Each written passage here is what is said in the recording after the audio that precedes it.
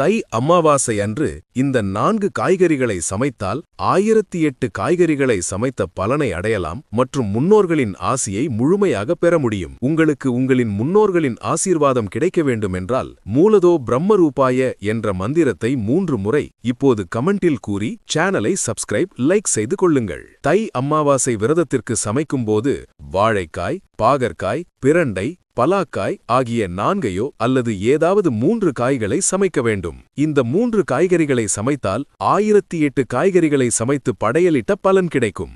தை அமாவாசைக்கு மட்டுமல்ல, பொதுவாக அமாவாசை மற்றும் பித்ரு காரியங்கள் செய்யும்போது பிரண்டை சமைப்பது 300 காய்களை சமைப்பதற்கு சமம் என்று புராணங்களில் சாஸ்திரங்களில் கூறப்பட்டுள்ளது. இதை மதிய உணவிற்கு சமைத்து அதை மறைந்த முன்னோர்களின் புகைப்படங்களுக்கு பொட்டு வைத்து பூ வைத்து படைக்க வேண்டும். சமைக்கக்கூடாத காய்கறிகள் என்னவென்றால் வெங்காயம், பூண்டு, அசைவ உணவுகள், முள்ளங்கி,